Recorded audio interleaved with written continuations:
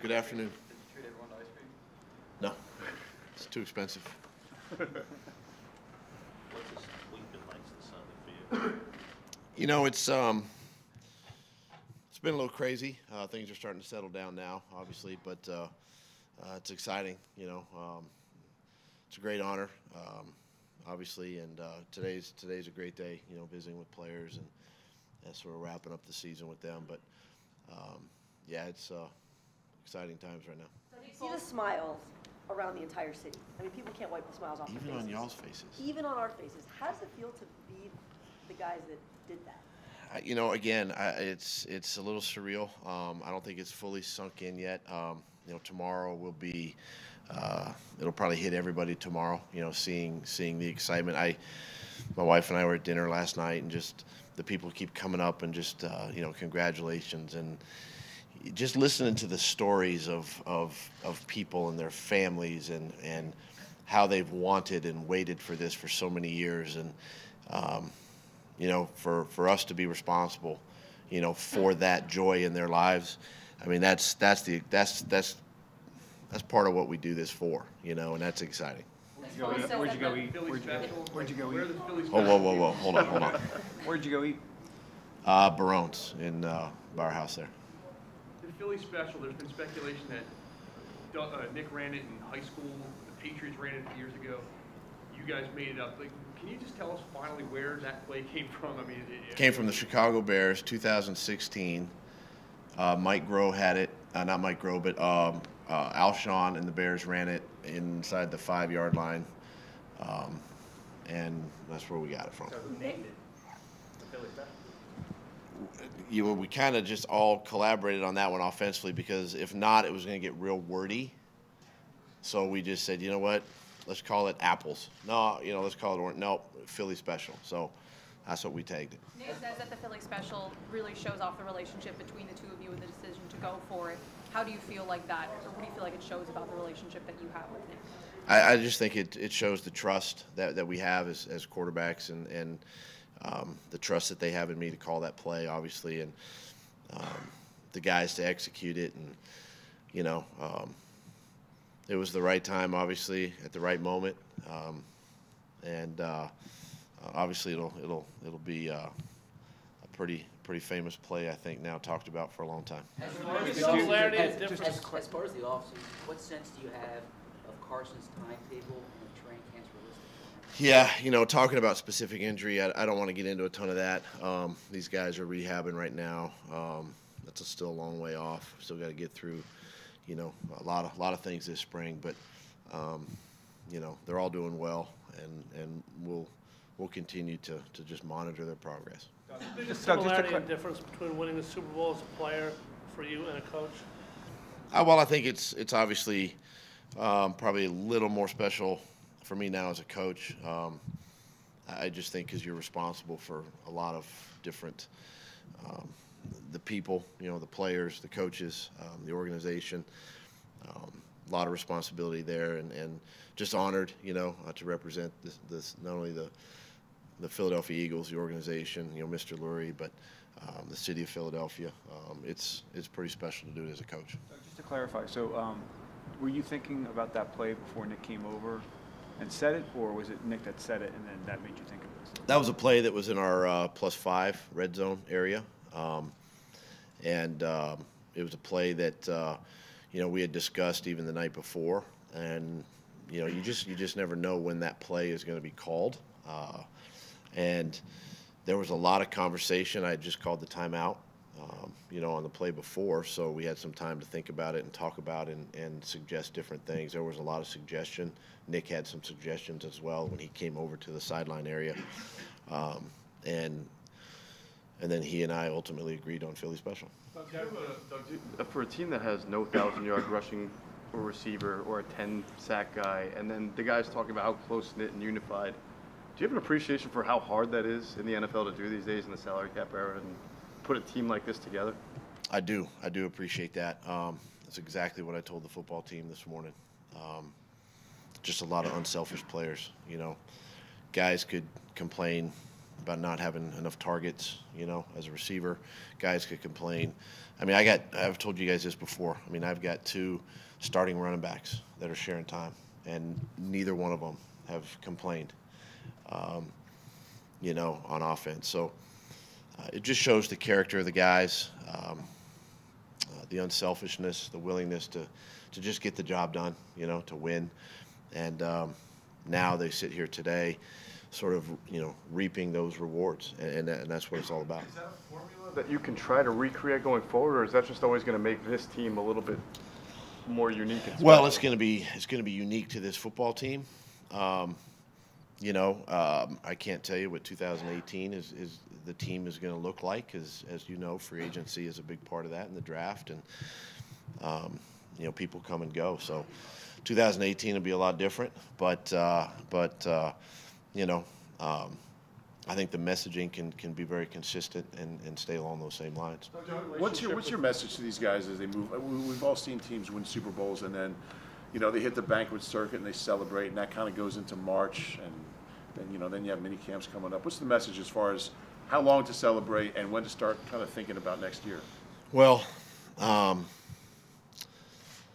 you know, these guys are well deserving of everything now that they are going to be exposed to in the coming weeks, coming months.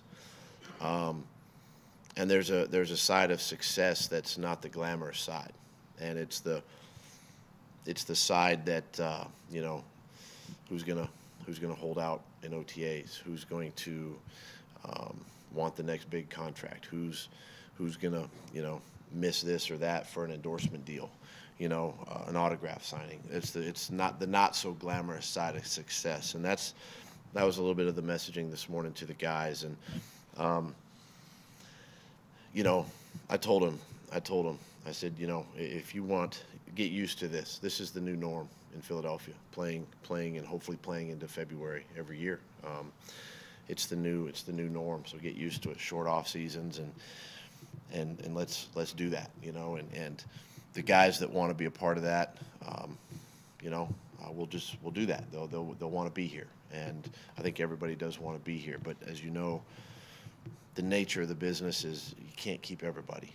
It's just the way it goes. And but the ones that are here, you know, my mindset is to be back again, to do it again, and to keep doing it, and to keep doing it. And you know, I hold myself accountable. I'm just like the players. I can't accept every deal that's out there. I can't agree to every speaking engagement out there, because my goal is to win another one. And if my time is spent doing other things, then that's not the focus, and that's where we're at right now as a team. So your relationship with Nick goes back, I guess, to college when you worked him out. Did it sort of intensify or get kicked up a notch once he was put in there to take over for Carson? Yeah, you know, it did, because he now became the starter, obviously. You know, and having that familiarity with him helps, and sort of understanding how he thinks and what he likes and things of that nature. But yeah, gosh, I mean, you know, our relationship is, you know, it's strong, obviously.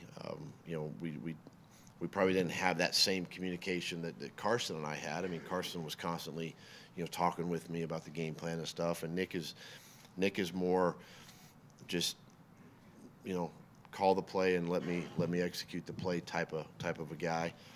But as we got more comfortable, and as he got more comfortable with the guys, you could see his confidence just coming out each and every week, and those are the things that I knew he had in him, and we saw as a staff, you know, these last couple months. Doug, back in 2008, you were coaching high school football. When did you think that you could be an NFL head coach, but not only an NFL head coach, a successful one? Oh, I don't know. I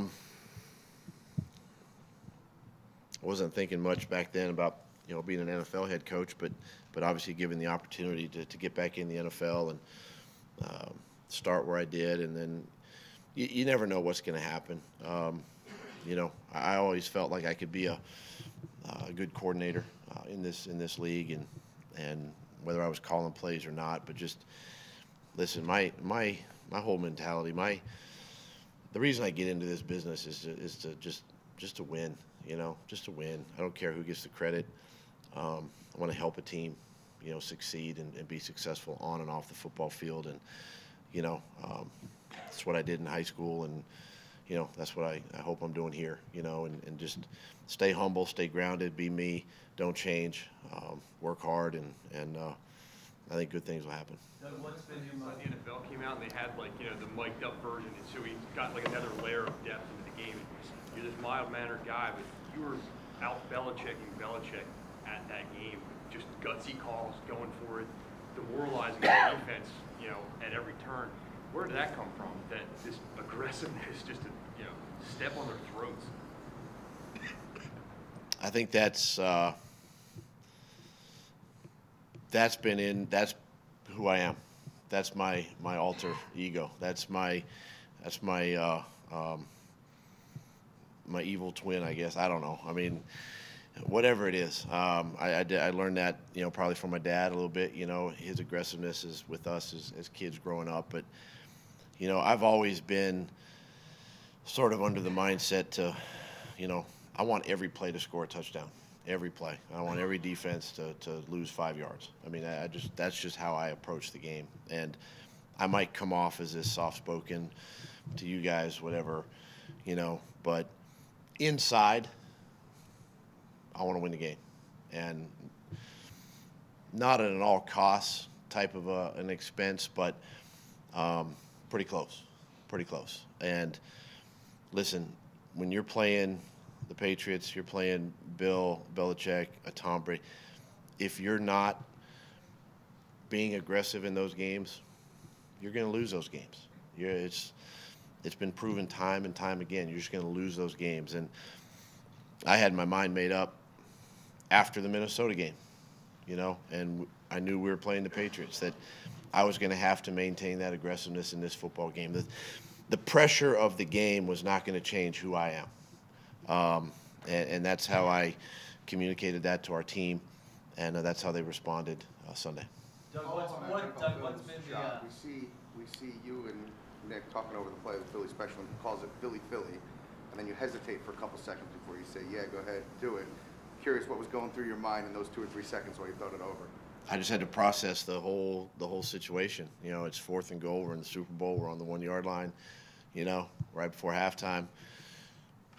Yeah, let's go, and I think I had previously called a certain personnel group for the play that I was calling initially, and had to change all of that once all the information was gathered, and we swapped gears, and really, nobody really knew the play at the time until I gave out the wristband number. So, for instance, the offensive staff they can hear me call the plays.